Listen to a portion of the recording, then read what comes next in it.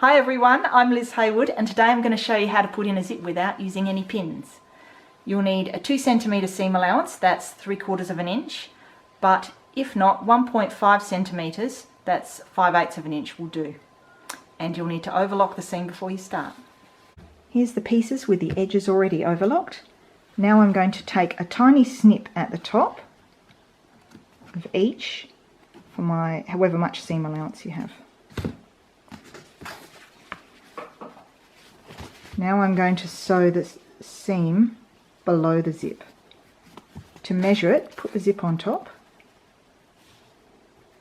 and leave some for your waistband or whatever amount of seam allowance you've got at the top. And we want the seam to start from the bottom of the metal tab. So we want it to start from there. Okay.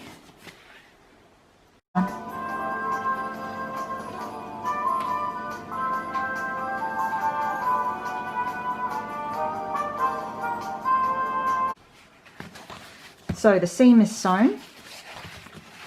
We're going to press it open now.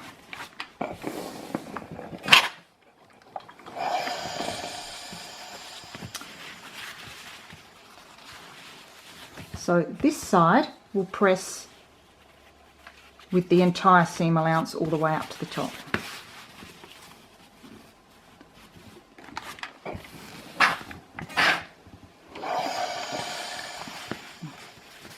And then this side will press under 3 millimeters less.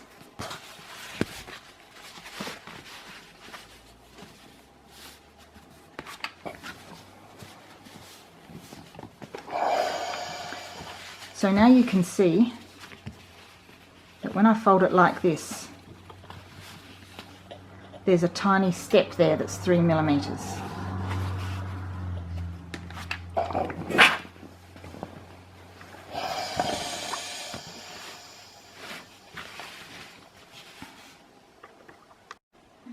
This next step is optional, but most people like to do it, and that's to draw a line in removable chalk about 1.2 centimeters, that's half an inch away from the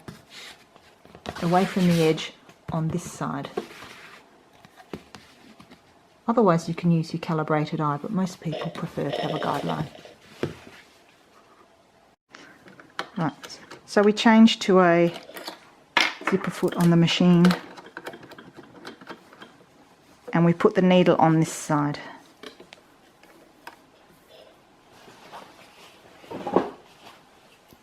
So you pop the zip down first and pop the fabric on top, and I like to sew this bit with a zip undone. And leave a seam allowance at the top. Now what we're going to do here with technique is I'm going to hold that tightly, quite firm, and then I'm just going to let that sit easy on top, and I'm going to sew next to the edge at the same time. So hold it tightly, let that sit easy, stitch, hold tight, sit easy, hold tight, sit easy. And what we're doing is we're trying to counteract how the machine naturally wants to sew, because it will want to push the top layer forward and the underneath layer backwards, but we want that to happen around the other way. So the last part, hold tightly, sit easy, and then you've got to make sure you get that, remember that 3 millimeter step that you pressed in? Don't forget about that, it has to be a definite step at the bottom of the tab. So when you get there, stitch so you clear past the tab, and put the needle in, lift up the presser foot and turn it 90 degrees anti-clockwise, and then rearrange the folded edge on top. I'm going to lift the needle up and then I'm going to plunge it back down again, and then I'm going to stitch for maybe 1.3 or 1.4 centimeters. If you've only got a 1.5 centimeter seam allowance, you won't be able to do any more than 1.2. And then I'm going to sit that on top, and now I'm going to try and encourage that top layer to go backwards as I sew.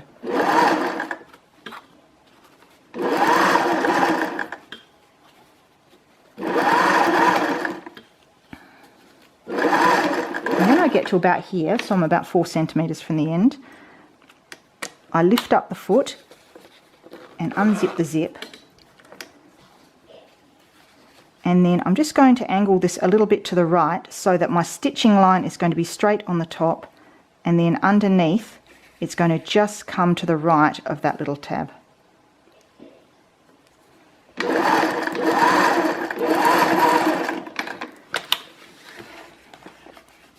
And this helps the zip